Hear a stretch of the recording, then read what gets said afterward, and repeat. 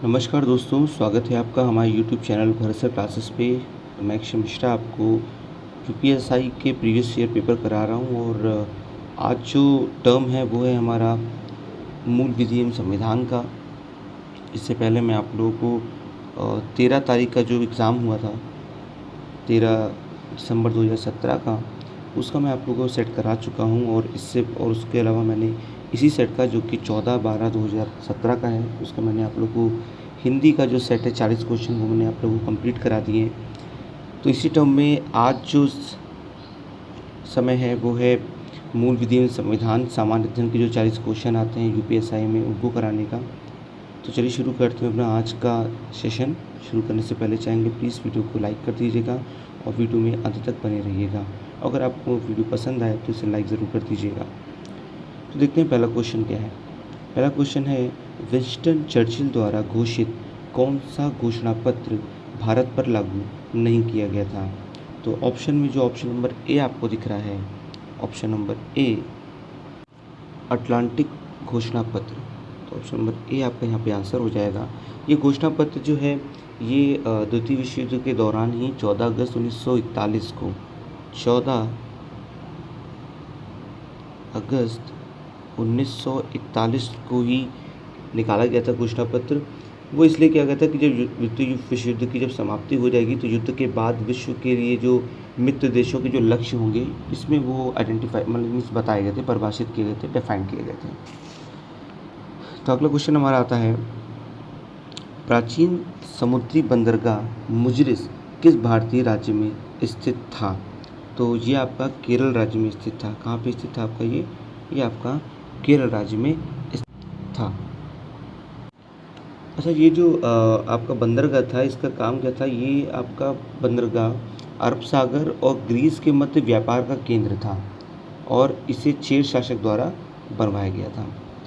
अगला क्वेश्चन आता है, शाकीय विज्ञान किसके उत्पादन और विपणन से संबंधित? शाकीय विज्ञान, शाक से पता चला, शाक सब्जी, तो ये आपका ऑप्शन नंबर डी हो जाएगा, सब्जियों से संबंधित है।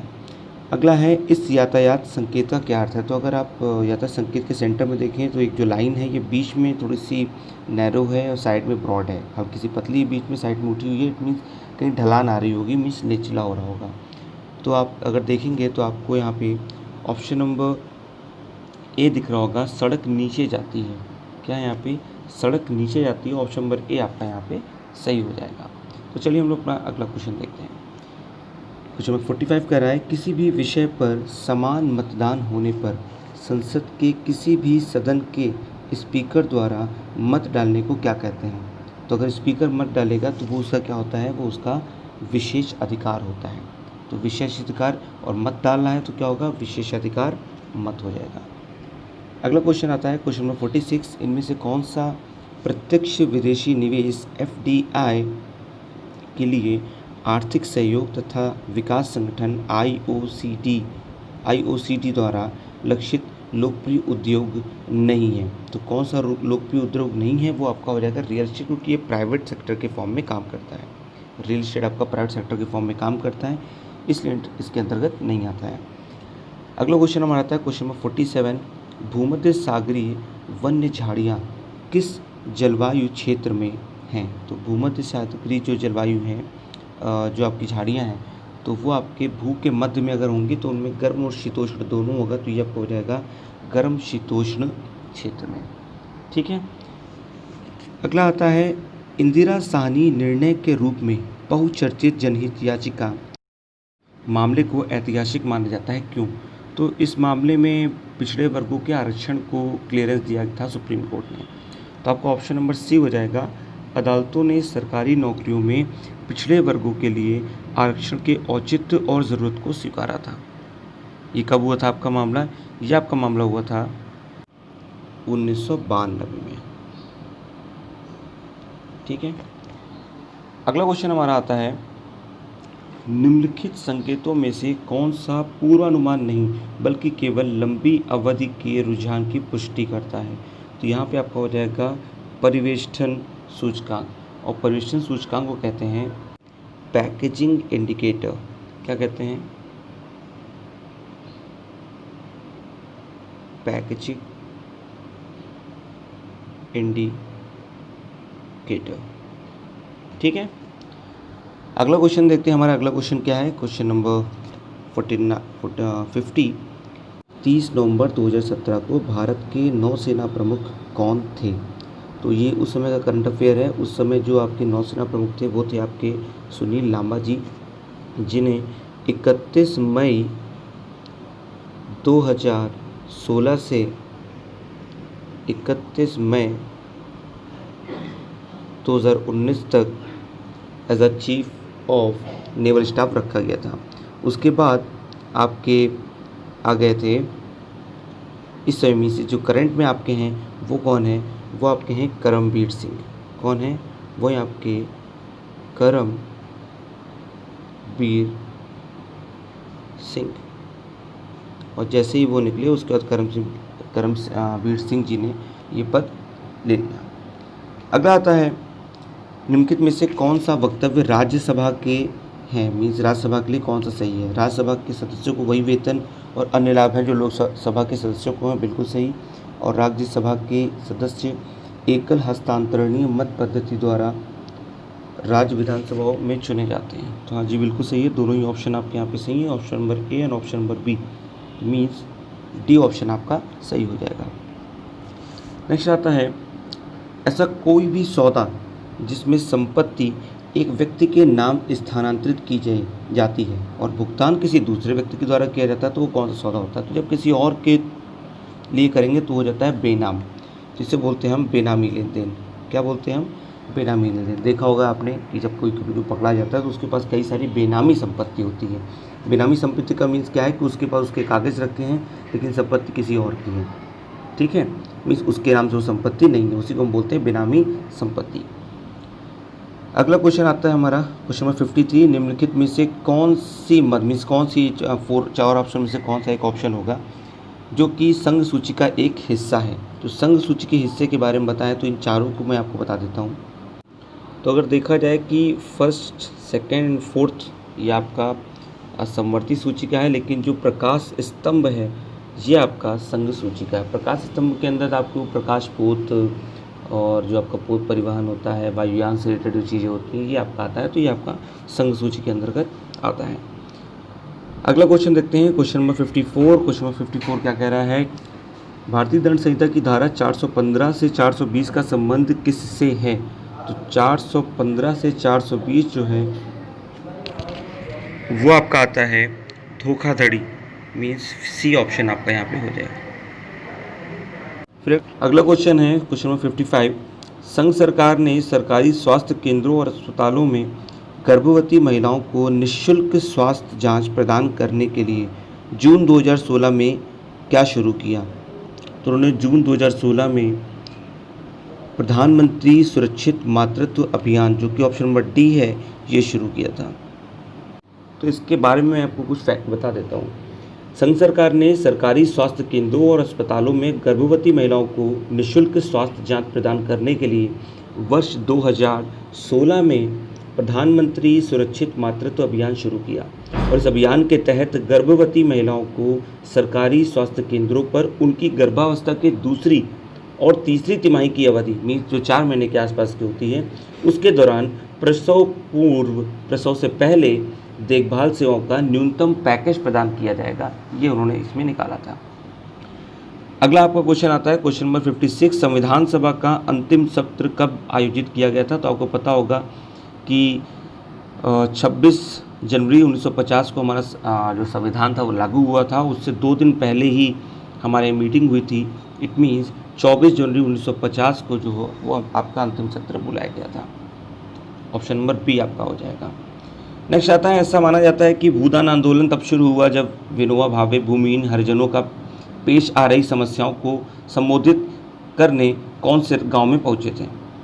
तो आपसे इससे एक फैक्ट पता चलता है कि भूदान आंदोलन जो है उसके जो प्रणेता थे, जो उसके जो मेन नेता थे, वो आपके थे विनोबा भावे जी। और वो किस गांव पहुंचे थे, हमसे ये क्वेश्चन पूछा गया है।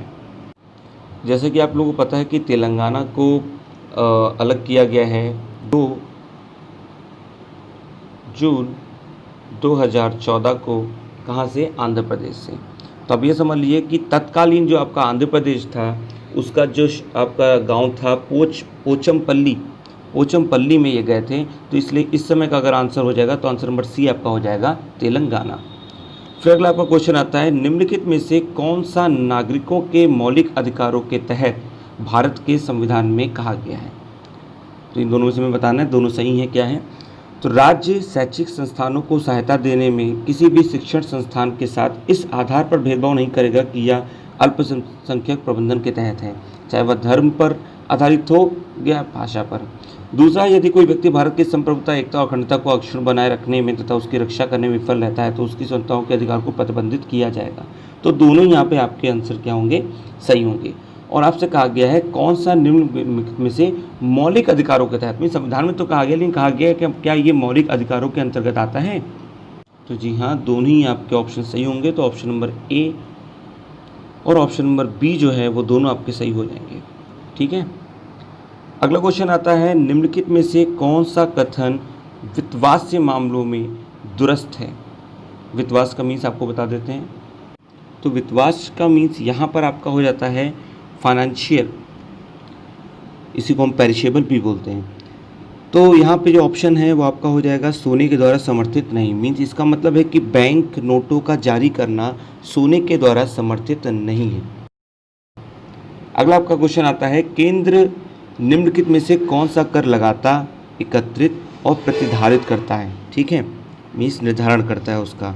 तो औषधि निर्माणों पर उत्पाद शुल्क, आयकर पर अधिभार, रेलवे या मुद्रा शुल्क। तो आपको पता होगा आयकर पर अधिभार जो है, चाहे आयकर पर जो अधिभार होता है, मीन्स जो आपका 1 करोड़ या 10 करोड़ के ऊपर की जो जिनकी इनकम होती है उनके ऊपर टैक्स के ऊपर जो अधिभार लगता है 2%, 1% का, वो आपका कौन करता है? केंद्र सरकार लगाता है। तो यहाँ पे ऑप्शन आपका ऑप्शन नंबर बी हो जाएगा, आयकर पर अधिभार।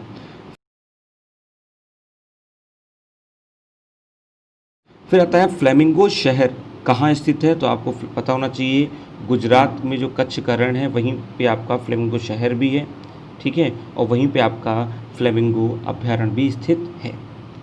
अगला क्वेश्चन आता है क्वेश्चन नंबर 62। कहा गया है कि किस मामले में उच्चतम न्यायालय ने कहा है कि जो लोग अनायास ही राज्य की हिरासत में हैं उनके प्रति सरकार का विशेष दायित्व है यह सुनिश्चित करना पुलिस या जेल अधिकारियों की एक बड़ी जिम्मेदारी है कि उनकी हिरासत में किसी नागरिक को उसके जीवन के अधिकार से वंचित ना किया जाए। तो ये आपके किस जो आपका केस था उसके अंतर्गत कहा गया था? तो इसमें आंसर आपका हो जाएगा नीलाबाती बेहरा बनाम उड़ीसा। ऑप्शन नंबर सी आपका आंसर हो जाएगा। और ये केस आपका हुआ था 1993 में, और इसमें जो उक्त आपका लिखा हुआ है लाइन, यही कहा गया था। अगला क्वेश्चन आपका आता है, उपराष्ट्रपति अधिकतम कितनी अवधि तक राष्ट्रपति के रूप में कार्य कर सकता है? तो आपको पता होना चाहिए कि उपराष्ट्रपति जो है वो अनुच्छेद में आर्टिकल 62 से और 65 के अनुसार ये बताया गया है कि जो उपराष्ट्रपति होता है वो राष्ट्रपति के पद तक सिर्फ 6 महीने तक रह सकता है। कितने महीने तक रह सकता है? 6 महीने तक रह सकता है। अगला क्वेश्चन आता है क्वेश्चन नंबर 64। भारत में 2014 में शुरू हुआ क्या लोगों को हवा की गुणवत्ता के बारे में जानकारी देने का एक प्रभावी प्रचार प्रसार साधन है? तो ये आपका है राष्ट्रीय वायु गुणवत्ता सूचकांक या वायु गुणवत्ता प्रबंधन तंत्र या राष्ट्रीय परिवेश वायु गुणवत्ता मानक या वायु प्रदूषण प्रबंधन और मॉडलिंग। तो देखिए ऑप्शन इतने ऐसे हैं कि अगर पढ़ा नहीं होगा तो आप इसमें तुक्का भी नहीं लगा सकते कि हाँ इसमें क्या ऑप्शन हो सकता है। तो 17 अक्टूबर 2014 को 14 तो इसमें दिया गया, पर आपको बता देते हैं कि 17 अक्टूबर 2014 को जो उस समय के आपके तत्कालीन केंद्रीय पर्यावरण मंत्री थे आपके प्रकाश जावड़ेकर जी, उन्होंने ये सूचकांक जारी किया था। और इसमें ये बताया जाता है कि वायु की गुणवत्ता के बारे में कि कितनी सही है कितनी खराब है, और ये एक अच्छा प्रचार प्रसार का साधन है। अगला क्वेश्चन आपका आता है, आयकर अधिनियम के तहत एक अत्यधिक वरिष्ठ नागरिक के रूप में अर्हता प्राप्त करने के लिए किसी व्यक्ति की आयु कितने वर्ष ऊपर होनी चाहिए? तो अत्यधिक वरिष्ठ अगर देखा जाए, वरिष्ठ तो 60 के ऊपर हो जाते हैं, लेकिन अगर अत्यधिक वरिष्ठ की बात की जाए तो आपका ऑप्शन नंबर यहाँ पे सी हो जाएगा 80 साल की एज यहाँ पे होनी चाहिए। अगला आता है, बैलाडीला छत्तीसगढ़ में एक जगह है जो किसके समृद्ध भंडार के लिए जाना जाता है? तो ये आपका जो बैलाडीला है छत्तीसगढ़ में, ये आपका हेमेटाइट के लिए जाना जाता है। इसी रिलेटेड थोड़ा सा फैक्ट आपको बता देते हैं। तो बैलाडीला की पहाड़ियाँ जहाँ प्रचुर मात्रा में उच्च कोटि के हेमेटाइट लौह अयस्क के भंडार हैं, हेमेटाइट लौह अयस्क के भंडार हैं, छत्तीसगढ़ के दंतेवाड़ा जिले में स्थित हैं। ठीक है, तो आप कह सकते हैं कि लौह का अयस्क कौन होता है? एक हेमेटाइट भी होता है। ये सब चीज़ें क्वेश्चन आते हैं तो आप चेक करते रहा करिए कि कौन से किससे मैच होता है। इस खान में हेमेटाइट लौह अयस्क का समृद्ध भंडार भी है। ठीक है, तो अगला क्वेश्चन देखते हैं क्या है। अगला क्वेश्चन हमारा, निम्नलिखित में से कौन सा भारत के संविधान के बारे में सही है? या दुनिया में किसी भी संप्रभु देश का सबसे लंबा लिखित संविधान है? बिल्कुल सही। संसद संविधान को निरस्त कर सकती है? बिल्कुल नहीं। यह संसदीय सर्वोच्चता प्रदान करता है, संवैधानिक सर्वोच्चता नहीं, ये भी बिल्कुल गलत है। तो ऑप्शन नंबर ए का सही हो जाएगा, सिर्फ पहला सही है।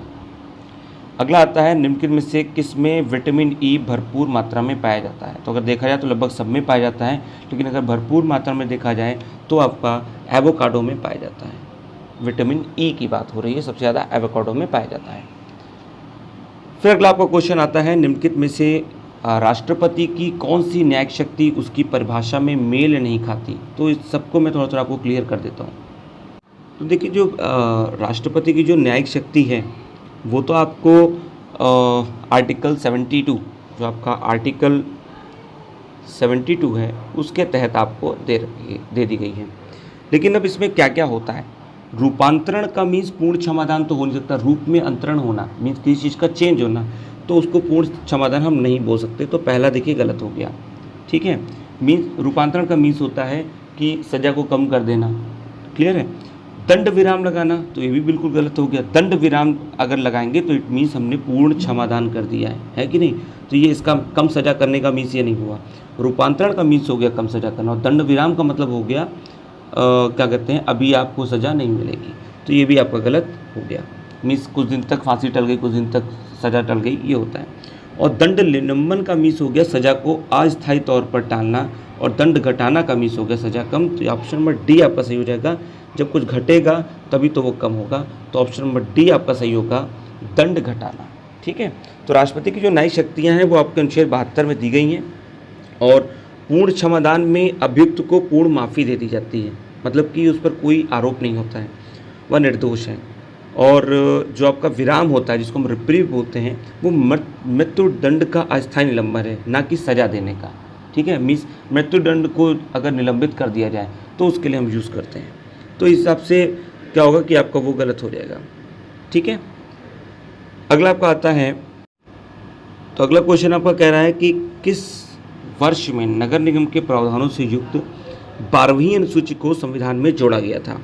तो 12वीं अनुसूची को आपके 1992 में जोड़ा गया था। और ये भी क्वेश्चन आता है कि कौन सा संविधान संशोधन था?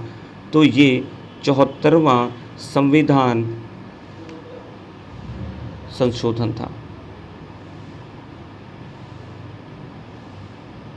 ठीक है, और इसी के तहत ये आपकी 12वीं अनुसूची में जोड़ा गया, और इसमें टोटल 18 सब्जेक्ट हैं, मीन्स 18 विषय हैं। तो इसको आप लोग याद करिएगा जो इससे रिलेटेड फैक्ट्स हैं। अगला क्वेश्चन आपका आता है, एक हैकर जिसके इरादे आपराधिक या दुर्भावनापूर्ण नहीं, उसे क्या कहा जाता है? तो आपको बता देते हैं, उसे हम कहते हैं वाइट हैट। क्या कहते हैं उसको? हम वाइट हैट बोलते हैं। ऑप्शन नंबर सी यहाँ पे हो जाएगा। और वाइट हैट जो होता है वो ब्लैक हैट हैकरों से डेटा को बचाता है। ठीक है, मीन्स वाइट हैट हैकर जो होते हैं इनको हम इंटरनेट का पुलिस भी बोलते हैं। मीन्स सीधी बात है कि ये पुलिस के लिए वर्क करती हैं, या जो भी गलत काम करता है आपका हैकिंग के फॉर्म में, उनको ये लोग पकड़ते हैं। ठीक है, या उनके काम को रोकते हैं। तो ये वाइट हैट हैकर जो होते हैं ये ठीक होते हैं। अगला क्वेश्चन आपका आता है क्वेश्चन नंबर 72, और उसमें कहा गया है कि 1 लाख से ज़्यादा की जनसंख्या लेकिन 10 लाख से कम जनसंख्या के शहर का प्रशासन करने वाली शहरी स्थानीय निकाय कौन सी है? तो वो शहरी निकाय स्थान जो आपकी निकाय है वो आपकी हो जाएगी नगर पालिका। ऑप्शन नंबर बी आपका यहाँ पे सही हो जाएगा। और यहीं पे अगर 10 लाख के ऊपर की बात आ जाती, अगर हम 10 लाख से ऊपर की जनसंख्या की बात करते तो हमारा नगर निगम हो जाता आंसर। ठीक है, तो 1 लाख से 10 लाख के बीच में नगर पालिका और 10 लाख के ऊपर नगर निगम है। अगला क्वेश्चन आपका आता है क्वेश्चन नंबर 73, निम्न में से कौन सी शॉर्टकट की विंडोज़ टास्क मैनेजर खोलने के लिए इस्तेमाल की जाती है? तो विंडोज़ टास्क मैनेजर खोलने के लिए आपकी Ctrl+Shift+ESC शॉर्टकट की होती है। नेक्स्ट आता है भारत की आज़ादी के बाद सिविल सेवा के पहले प्रमुख कौन थे? तो भारत की आज़ादी के बाद सिविल सेवा के पहले जो प्रमुख थे वो थे आपके NR पिल्ले जी। तो NR पिल्ले जी से रिलेटेड थोड़ा सा फैक्ट बता देते हैं कि NR पिल्ले जिनका नाम है नारायणन राघव पिल्ले, जिन्हें हम रैग के नाम से भी जानते हैं, ये एक भारतीय सिविल सेवक थे। वे विदेश मंत्रालय में दूसरे महासचिव थे, साथ ही स्वतंत्र भारत में पहले कैबिनेट सचिव भी थे। 6 फरवरी 1950 से 13 मई 1953 तक कैबिनेट सचिव रहे और उन्होंने फ्रांस में भारत के राजदूत के रूप में भी काम किया है। अतः भारत की आज़ादी के बाद सिविल सेवा के जो प्रमुख थे, हमारा जो आंसर हो जाएगा वो हो जाएगा NR पिल्ले जी। अगला क्वेश्चन है, वर्ष 2016 में अंतर्राष्ट्रीय मुद्रा कोष, जिसको हम IMF कहते हैं, उसने 4 देशों को अधिक मतदान के अधिकार दिए जो उसकी शासन अवसंरचना को प्रभावित करते हैं। निम्न में से कौन से देश उनमें से एक नहीं है? तो हम उन चारों देशों के नाम आपको बता देते हैं। वो 4 देश हैं आपके चीन, भारत, ब्राज़ील और रशिया, जिसको हम रूस बोलते हैं। ये हमारे 4 देश थे जिनको ये चीज़ मिली थी। इट मीन्स हमारा जो ऑप्शन हो जाएगा वो हो जाएगा ऑप्शन नंबर A, श्रीलंका। अगला आता है, भारत ने सौर पार्क परियोजना SISPP के लिए साझा अवसंरचना के लिए विश्व बैंक के साथ कितनी राशि के ऋण समझौते पर हस्ताक्षर किए हैं? ये उस समय का करंट अफेयर है। उस समय के करंट अफेयर के अकॉर्डिंग $100 मिलियन का उस समय ऋण जो था वो IMF से लिया गया था। अगला क्वेश्चन आता है, निम्नलिखित अधिनियमों को सबसे पहले पारित होने से लेकर सबसे बाद में पारित होने वाले कालक्रम के अनुसार लगाइए। तो चलिए इस रिलेटेड सारे फैक्ट आपको बता देते हैं कि कौन सा सन में हुआ था। तो सबसे पहले आपका आता है दहेज प्रतिषेध अधिनियम, जो कि आपका 1961 का है। ये है 1961 का। उसके बाद आपका आता है मानव अधिकार संरक्षण अधिनियम 1993, ये आपका हो जाएगा 1993।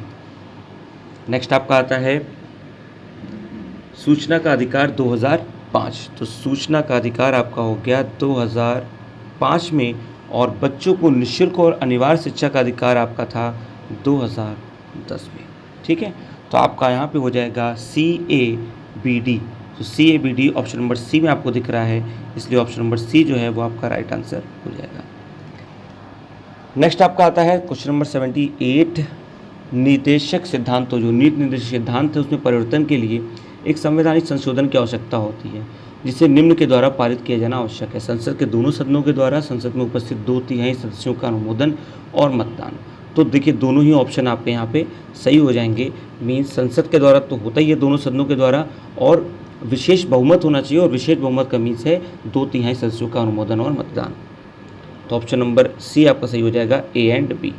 ठीक है, नेक्स्ट आता है दृष्टि वैषम्य को किस लेंस के से दूर किया जा सकता है? तो किस लेंस के द्वारा इसको दूर किया जाता है? तो यहाँ पे ऑप्शन आपका हो जाएगा बेलनाकार, सिलेंड्रिकल जो आपका लेंस होता है उसके थ्रू इसको हम दूर कर सकते हैं। ठीक है, फिर आज की वीडियो का हमारा लास्ट क्वेश्चन है, उसको देख लेते हैं। यदि किसी नागरिक के सूचना अधिकार अधिनियम के तहत अपील और दूसरी अपील के उपाय समाप्त हो गए हों तो वह संविधान के किस अनुच्छेद के अधीन उच्चतम न्यायालय में जा सकता है? तो आपको पता होगा कि हमारे संविधान में जो आर्टिकल 32 है, ये हमारा अधिकार भी है, फंडामेंटल राइट भी गिवन है, जिसके तहत हम सुप्रीम कोर्ट में अपील कर सकते हैं। तो ऑप्शन आपका यहाँ पे B हो जाएगा, उच्चतम न्यायालय में अपील करने के लिए अगर सभी संभावनाएं समाप्त हो गई हो तो राइट जो आपका फिर राइट है आर्टिकल 32 में, उसके थ्रू हम सुप्रीम कोर्ट जा सकते हैं। तो ये थे हमारे 80 क्वेश्चंस। जो PSI 2017 का जो पेपर हुआ था 14 दिसंबर 2017 को। और ये आपका जो सेक्शन है ये है आपका मूलनीति संविधान का। तो उम्मीद है आप लोग को ये सेशन पसंद आया होगा। अगर पसंद आया हो तो आप प्लीज़ वीडियो को लाइक कर दीजिएगा, अपने दोस्तों में शेयर कर दीजिएगा और शुरू से आखिरी तक ज़रूर देख लीजिएगा। और अगला जो वीडियो आएगा वो आपका मैथमेटिक्स का आएगा। और जैसे कि मैंने बताया था कि इस बार की मैथमेटिक्स लास्ट टाइम की मैथमेटिक्स की तरह नहीं होगी। मीन्स लास्ट टाइम मैंने 1 घंटे 50 मिनट ले लिया था, ऑलमोस्ट 2 आवर्स, क्योंकि मैंने सभी टॉपिक्स क्लियर नहीं किए थे, इसलिए उसमें टाइम ज़्यादा लग गया था। बट इस बार जो चीज़ें मैं क्लियर कर चुका हूँ, शॉर्ट ट्रिक्स आप लोगों को बता चुका हूँ, वो कैसे क्या कैलकुलेट करेंगे उसको मैं बहुत ज़्यादा एक्सप्लेन नहीं करूँगा। तो मिलते हैं अगले वीडियो में, तब तक के लिए धन्यवाद।